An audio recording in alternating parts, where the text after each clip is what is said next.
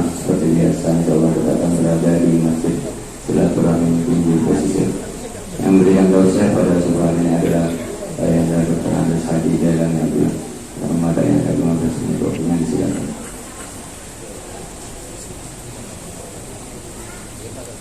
Bismillahirrahmanirrahim. Assalamualaikum warahmatullahi wabarakatuh. Alhamdulillahi rabbil alamin wa bihi nasta'in ala umuri dunya waddin. Asyhadu an la ilaha illallah wa la syarika lahu al-mulkul haqqul mubin wa asyhadu anna Muhammadan 'abduhu wa rasuluh. Rasulullah ta'ala rahmatan lil alamin, amma ba'd. Wa qala Allah ta'ala fil Qur'anil Karim, a'udzu billahi minasy syaithanir rajim. Bismillahirrahmanirrahim. Ya ayyuhalladzina amanu taqullaha haqqa tuqatih wa la tamutunna illa wa antum muslimun. Wa qala aidan ya ayyuhalladzina amanu taqullaha wabtagu wasilah wajahdu bisadulih la'allakum tuflihun. Subhanallah. Hadratul mukarramin, para alim, para ulama, para imam, ustaz, ustazah, serta para jamaah subuh yang dimuliakan oleh Allah Subhanahu wa taala. Mari kita senantiasa bersama-sama bersyukur kehadirat Allah Subhanahu wa ta'ala yang telah melimpahkan nikmatnya yang tak terhingga, tak terhitung, yang kita nikmati setiap hari, setiap tarikan nafas kita. Semua itu adalah nikmat-nikmat Allah.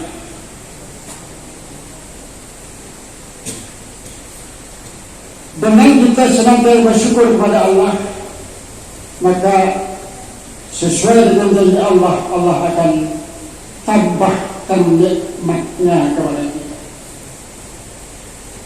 Kemudian salawat dan salam kita terhadap kepada junjungan kita Muhammad sallallahu alaihi wasallam, panutan kita, contoh teladan kita yang terbaik.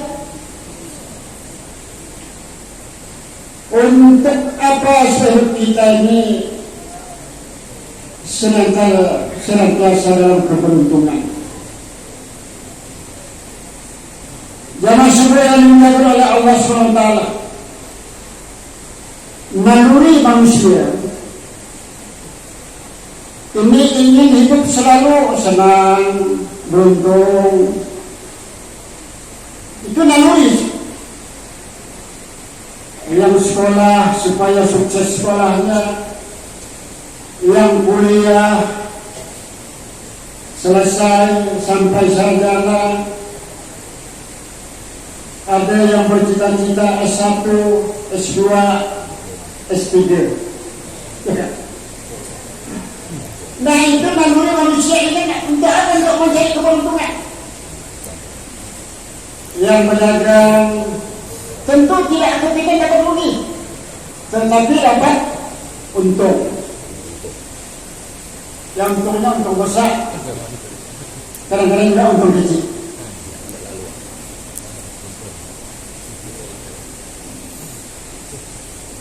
Jadi keberuntungan itu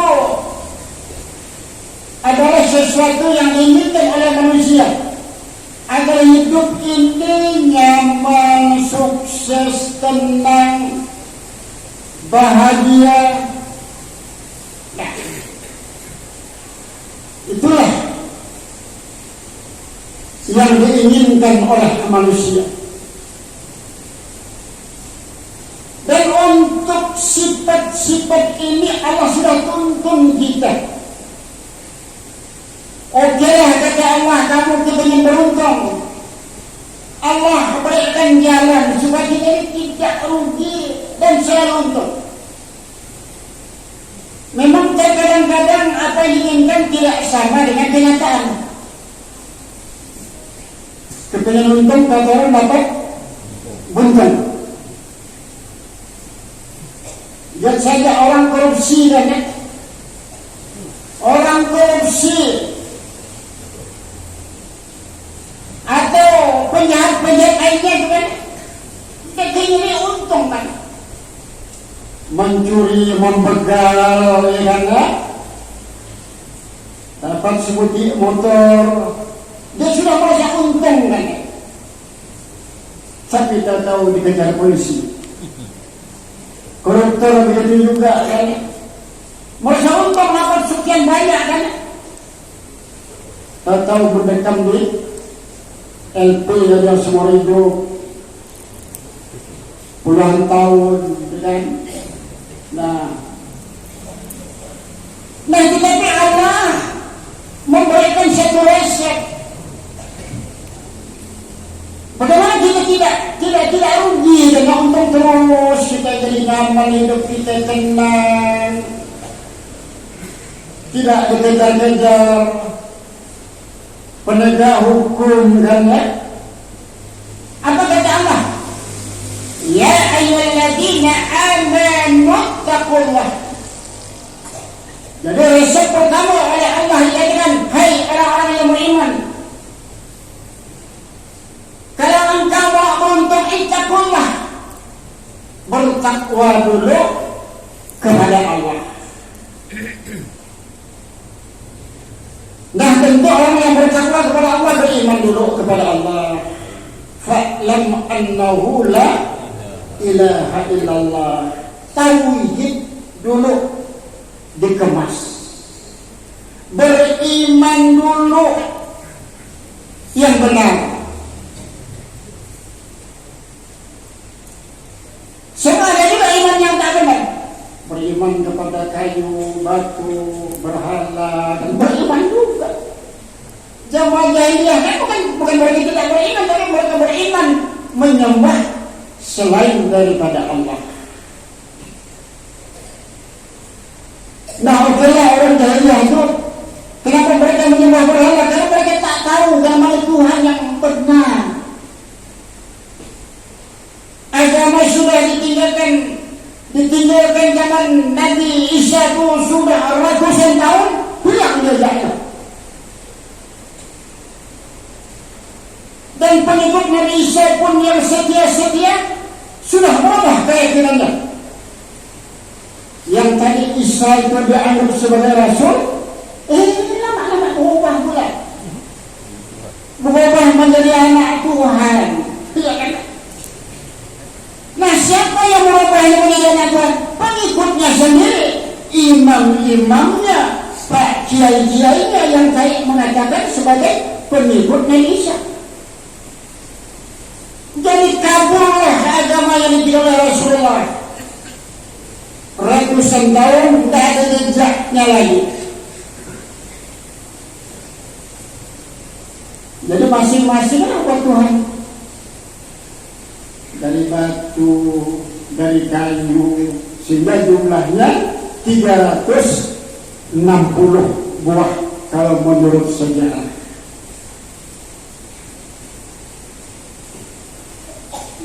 Nah, baiknya main ulama-ulama. Jadi ittaqullah itu tunduk patuh kepada perintah Allah. Nah, dari mana kita bahwasanya Allah telah merintahkan, telah mensyariatkan? Nah, tentu Rasul pun juga sudah mengingatkan, taraktu fiikum amrayn lan tadillu ma tamassaktum bima kitabullahi wa sunnatur rasul.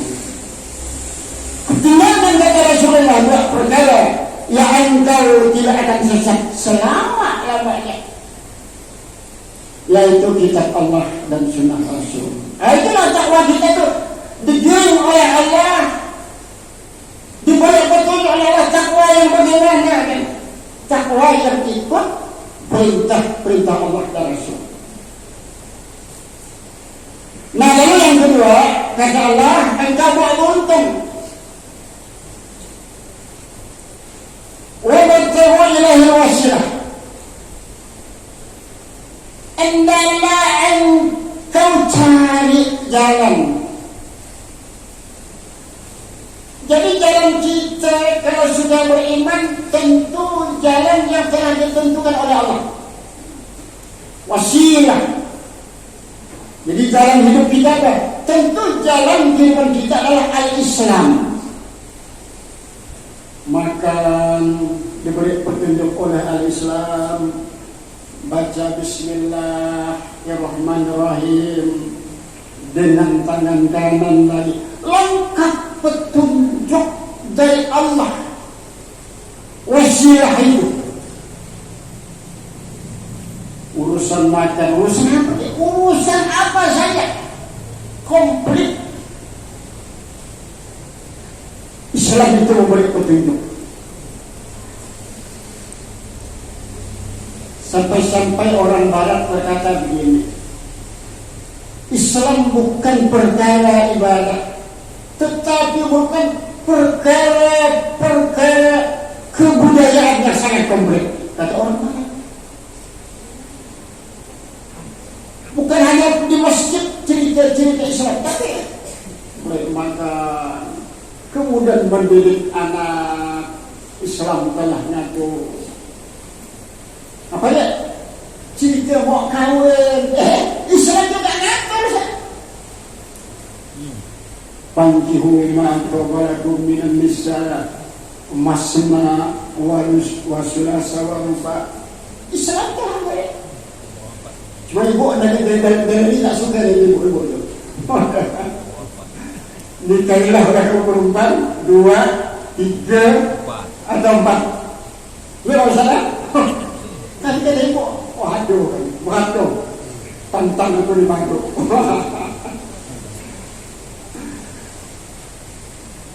Padahal ayat itu belum habis, saudara. Itu ada syarat-syarat. Ada syarat-syarat yang harus dipenuhi. Mau nambahnya apa silakan, tapi ada syarat. Fa'ilam tak dulu kata dalil itu, jika anda tidak anda berada fawahiyah cukup penerimaan kadirnya ulumah. Cukup satu pun tak habis. Nah, berarti apa yang dibuat oleh Allah SWT? Jadi makan, minum, apa aja urusan ekonomi, urusan politik ada dalam Islam. Itu wasilah. Urusan pilkada ada. Al-Maidah ayat 51.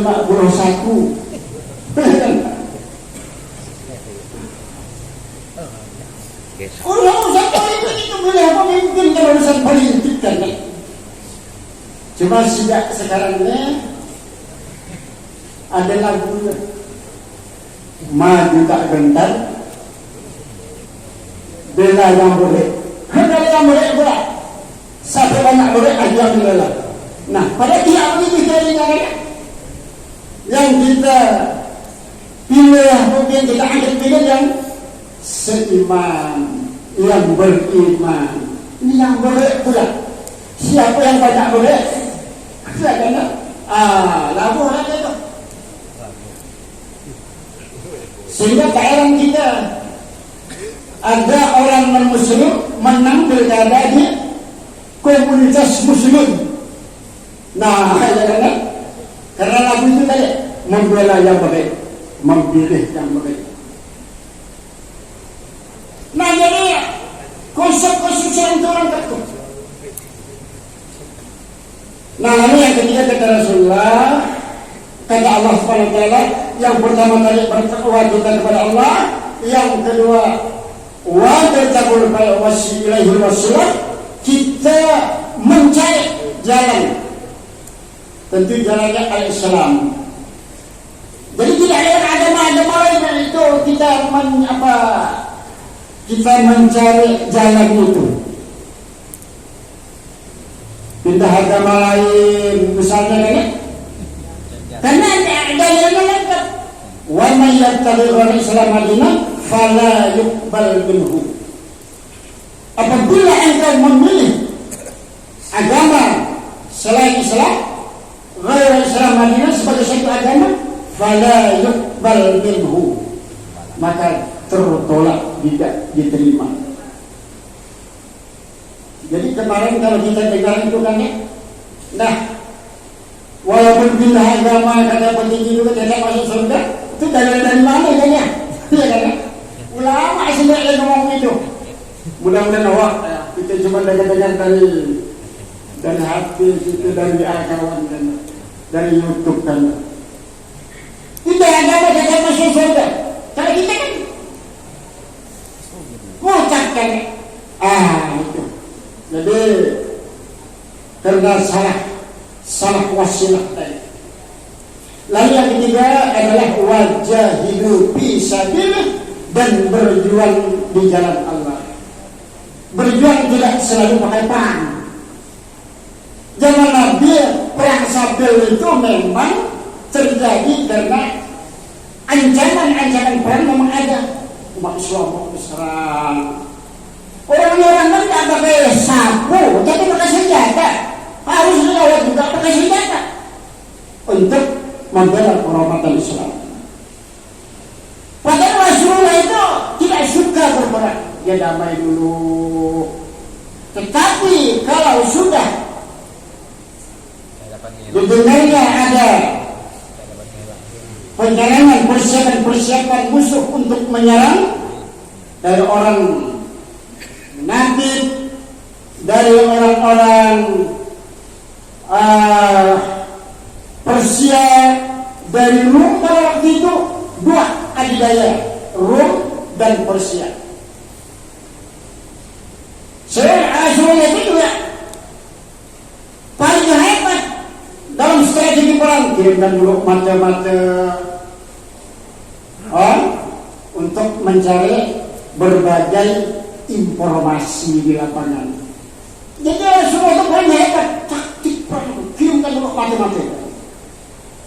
Nah,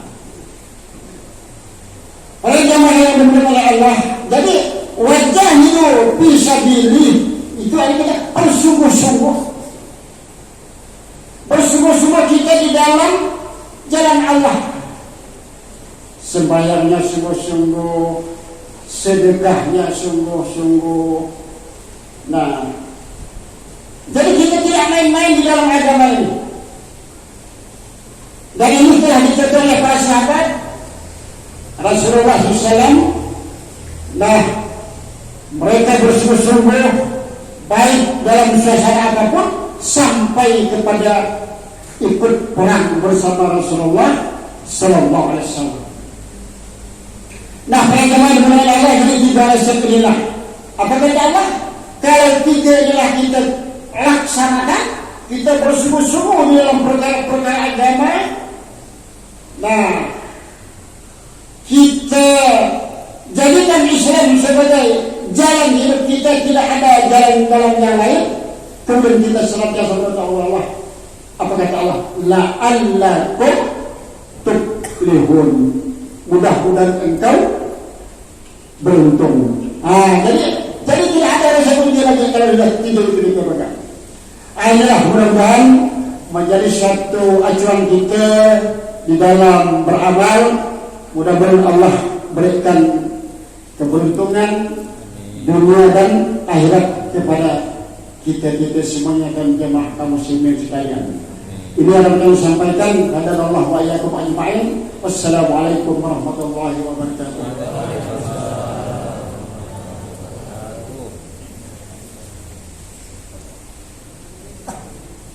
Alhamdulillah Rabbil terima kasih dan telah memberikan pencerahan kepada kita semua.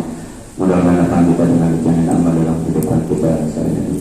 Terima kasih kepada pengurus dan jamaah masjid Al-Muqaddas akan mempersiapkan segala fasilitas ibadah pada sebulan ini. Terima kasih yang kurang berkenan, kami mohon maaf. Subhanallah wa bihamdihi.